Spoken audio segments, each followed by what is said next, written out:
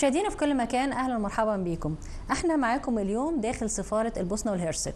لقاءنا اليوم مع سعادة السفير ثابت سوباشيتش، سفير دولة البوسنة والهرسك لدى جمهورية مصر العربية. في لقاء اليوم هنتحدث مع سعادة السفير عن ابرز محطاته الدبلوماسية، وايضا هنتحدث عن الشعب وايضا عاداته وتقاليده. لو عايزين تعرفوا اكتر تابعونا وهذا اللقاء. مشاهدينا في كل مكان، اهلا بيكم. احنا معاكم النهارده في ضيافه سعاده السفير ثابت سوباشيتش، سفير دوله البوسنه والهرسك لدى جمهوريه مصر العربيه. Your Excellency, please allow me to thank you so much for this interview. Thank you for giving me this opportunity, and I want to tell you that's excellent pronunciation. Congratulations. Thank you, that's my pleasure. Your Excellency, normally we start by asking about your diplomatic stations before coming here to Egypt. So what can you tell us? I can tell a lot of things. I'm an old man and a lot of experience in diplomacy and in life. A long time ago, it was war in Bosnia. I started my diplomatic career, and I was part of the team of the people who actually created that diplomatic network of Bosnia and Herzegovina at that time. My first foreign destination was Australia. A long time ago, I was Minister Consul in Australia. After Australia, I spent some time in Turkey. Then I spent actually 4 years in Turkey. Then I moved to India. I was ambassador in India. Then after India, I spent also some time in China, and now I'm here. In the meantime, in Bosnia, I was head of different departments in Bosnia during my stay in Bosnia. So this is the first time in the Middle East? This is the first time for me to serve in Middle East, but I used to come to Egypt a long time ago. It was probably in '97. I was here. I was here probably 1 month, and I want to tell you that I'm impressed about development of Egypt. At that time, it was totally different. Probably you people from Egypt, cannot see those kind of developments, but I'm impressed about different traffic here, new buildings, new housing, fantastic shopping malls, and totally different way of life. Your Excellency, now we would like to know more about the location of Bosnia on the map. So what can you tell us about the geographic nature of the country? May I tell you something? When I was in India, I used to have opportunity to give different speeches and promotion of Bosnia and Herzegovina. I remember I was invited to some university or some high school in some place in India to talk about Bosnia and to give different kinds of presentations. It was a huge event, probably 10,000 students. And I told them in the introduction of my speech, Bosnia and Herzegovina is a beautiful country. It's in South America. And I repeated that once or twice. And just one boy from the back said, "Oh no, it's not in Latin America. It's in Europe." So usually people very often don't know much about geography and about location of Bosnia and Herzegovina. Actually, we are in Europe. Bosnia and Herzegovina, we are in Europe. We are in the center of Europe, almost center, or this region in Europe we call Southeastern Europe. It's called also Balkans area, Balkans Peninsula, and that's the location of Bosnia and Herzegovina. And about the geographic nature of the country, I mean, what distinguishes the country? The mineral resources, let's say, so we have climate. Let me tell you something about that. This year we had very hot weather, like in Egypt. It was probably 2-3 months more than 40 degrees, which is a surprise for me. Actually, Bosnia and Herzegovina is a country of two parts, Bosnia and Herzegovina. Bosnia is more continental climate to the north, and Herzegovina is more Mediterranean climate, warmer, without snow. In Bosnia we have snow, a lot of snow sometimes. And I want to remind you, for example, that we were organizer of Olympic Games Bosnia and Herzegovina was organized Olympic Games in 1984. The best organized Olympic Games in Winter Olympic Games in probably in history. Yeah. So I want to say that we have a lot of snow. It was sometimes minus 10, 15, but summers are getting very hot, very hot. So that's about Bosnia. And Herzegovina is more Mediterranean, like in your north coast. The most important industries in Bosnia and Herzegovina, in what field? And is agriculture field an important field and play a big role in the country economy? Yeah, of course, agriculture is important, but we don't have that intensive agriculture because of structure of our land. We have tradition in industry, different metal industries, different kind of automotive industries. We were part of, just I want to remind you, we were part of former Yugoslavia. We were central part of former Yugoslavia. Former Yugoslavia was generally, at that time, successful country with a lot of industry, and part of former Yugoslavia with many different kinds of industry concentrated in Bosnia. We used to have very good relations from that period from Egypt. Some of our companies at that time were very, very present in Egypt. Does the country contains any mineral resources? Yeah, we have different kinds. It's not huge quantity, but we have a variety of mineral resources. By the way, coal is one of the resources that we have big quantity. And now, but in Europe we have now tendency to replace coal in industry with some other because of environmental protection, and so. But there are also we are rich in many different kind of bauxite. For example, we are very good in bauxite and many other minerals. Your Excellency, it's well known that handicrafts and traditional arts, they both put the stamp of the history of any country. So what can you describe, or how can you describe the main or most important handicrafts that distinguish Bosnia and Herzegovina and the people?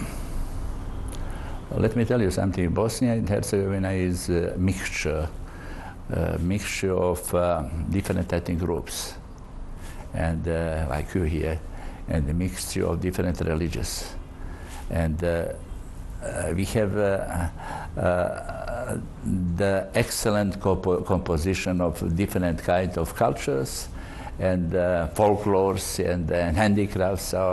So in that part or southern part of Herzegovina, we have different handicrafts. In the northern part, we produce traditionally very good hugs, rugs, pardon. We can produce many other things. So when you come to the traditionally old part of Sarajevo called Baščaršija, you can find many shops showing those kind of traditional, clothes and many other things that souvenirs from the history. Just to remind you that Bosnia and Herzegovina is old country. We have 1,000 years of our statehood. 1,000 years, I said. So this is a country with big history, big culture. We are proud of the fact that we have mixture of population, mixture of people, mixture of tradition, and that's way of our life. سياحة البوسنة. في قلب البلقان توجد جوهرة سياحية تستحق الزيارة، إنها البوسنة والهرسك. تتميز بغاباتها الخلابة وجبالها الشاهقة وأنهارها الزاخرة بالأسماك، مع مجموعة من الشلالات البديعة. طبيعة البوسنة والهرسك ستترك عندك ذكريات جميلة لا تنسى. أولاً، أجمل الوجهات السياحية. 1. سراييفو. تعد سراييفو عاصمة البوسنة والهرسك، وتشتهر بجمال طبيعتها الخلابة وتنوع الأنشطة السياحية التي يمكن القيام بها هناك. تعد قلعة سراييفو التاريخية وسط المدينة واحدة من أشهر الأماكن السياحية فيها، حيث يمكن الاستمتاع بالمناظر البانورامية الخلابة والتعرف على تاريخ المدينة. ويمكن أيضاً زيارة حديقة تريبينيا والاستمتاع بالمناظر الطبيعية الخلابة والتنزه في المسارات المخصصة للمشي وركوب الدراجات. ولا تنسى تجربة ركوب تليفريك سراييفو، فهو من أمتع الأنشطة السياحية، حيث يأخذك في رحلة مليئة بالمتعة والإثارة وسط طبيعة البوسنة الساحرة. Your Excellency, we would like to talk now about the traditions and customs of the people, the citizens. Can you take us in a, let's say, a historical, talking about what really makes it very special in the life of the Bosnian and Herzegovina people? What kind of tradition that you have it through the years, the whole years? And you are... I want to remind you something that's for me very important. According to, I think, some information from World Tourism Organization, Bosnia and Herzegovina is considered the country among the countries with famous hospitality, the best in hospitality in the world. And we are proud of that. So when some people from foreign countries come to Bosnia, they enjoy the hospitality. People are ready to accept. You know, we have many tourists, and the tourism is growing, and we are proud that we like people. We like people to come, and you can have that kind of feeling everywhere. When you go wherever you go to Bosnia, you will feel that. About customs, about tradition, I mean, it's. Actually, we have three main ethnic groups in Bosnia. Each of them, they have some specificity, but also there are a lot of things in common. Okay. So when you go to some part of Bosnia, for example, the northern part of Bosnia, you can feel something different than in southern part of Bosnia. In central part of Bosnia is also something very specific. A lot of things are connected about customs are connected to our religions. We have three main religions in Bosnia, and there are a lot of things, a lot of tradition about different kind of celebrations of different events that you did. So all year is to large extent something about also celebrating some religious events. For example, when you come to Sarajevo, capital of Bosnia and Herzegovina, you can feel, you can see unbelievable celebration of Ramadan. I have visited many places around the world, unbelievable places, but believe me, the best place for Ramadan is Sarajevo. Very specific, very nice, very elegant, and people really enjoy. Your Excellency, in the middle of talking about the traditions of the people, you mentioned twice that you took twice into the field of the tourism sector. That makes me anxious to know what is the most historical places for any tourism to go and see in your country that you think it's a distinguished building or a distinguished area or distinguished field, whether it's in architecture or in the people themselves or in mosques or whatever. So everything. In Bosnia, everything is fantastic, beautiful, very beautiful. If you have time, I wanted to tell you one story, very short story, if you don't mind. When I was ambassador in India, I managed to invite and take the minister of railway to come to Bosnia. And that minister came with his wife to Bosnia, and he spent 6 days. The reason why he decided to come to Bosnia and spend 6 days is to see around. And when he came back from Bosnia to India, he invited me to his office, which is normal. And he decided to introduce me to 30 ministers of railway of India states. In India there are 30 states, and each of them they have minister of railway. He said something like this: dear friends, I visited recently Bosnia and Herzegovina. Before that I visited around more than 100 countries all over the world. I have never seen a country like Bosnia and Herzegovina. And for my wife, it's even more. She's happy to immediately to leave India to come to Bosnia and Herzegovina for living. So that's about tourism. But I want to remind you also very important thing that we are doing now in the embassy. That's a challenge for us. We want to have much more tourism traffic between Egypt and Bosnia, and we are doing that. Actually, we have many people coming to Hurghada from Bosnia and to Sharm el-Sheikh and those kind of places. But from opposite side, we don't have many people coming from Egypt to Bosnia. And we are just now in the process of promoting different kind of projects to improve that inbound tourism to Bosnia from Egypt. Now we are organizing some farm trip. We invited some of the most prominent tour operators from Egypt, and next month we are going together to Bosnia. They will have opportunity to see many places in Bosnia, very attractive places. And seriously, it's very difficult to say this is good or in Bosnia everything is okay. You have nice cities, nice tradition, excellent cuisine, very popular cuisine, typical Bosnia, because we have a mixture of Eastern, Oriental, and the Western cuisine. I think also this is a big point, and for the tourism to have more variety for all the people who comes and all nationalities to find whatever they like. Yeah, I mean they can see. I mean, people are delighted about food in Bosnia. We have very, very specific food, interesting, and that's a combination of the West and the East. Wonderful food. So there are many cities, very many old cities, old architecture. Bosnia and Herzegovina is a country of rivers. In my country, we have some people say 1,000 rivers, not big like Nile, but we have many small rivers, streams, very often clean. You can drink water from rivers. And we have 70% of Bosnia and Herzegovina is covered by forests, beautiful forests, mountains, forests. We have also some part of peace of Adriatic Sea, not big one, but we have some sea. So there are a lot of things. I mean, it's very, very difficult to say to extract something very specific that is dominant in our tourism potential. And tourism is growing hugely in Bosnia. Hugely is growing. And every year we have probably 25% more tourists coming to Bosnia. Now we are in serious process. Recently I visited the new minister of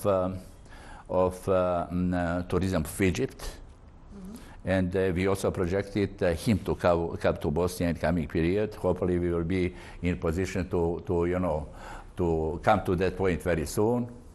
So a lot of things in tourism are taking place, and we consider tourism as probably the best way to make people, connected. And we want to be as much as possible connected with the Egyptian people. And that's right. And of course, we'll talk about the cooperation between Bosnia and Herzegovina and Egypt in the field of tourism. But please allow me to have this in another episode to talk about the whole history of relations between the two countries.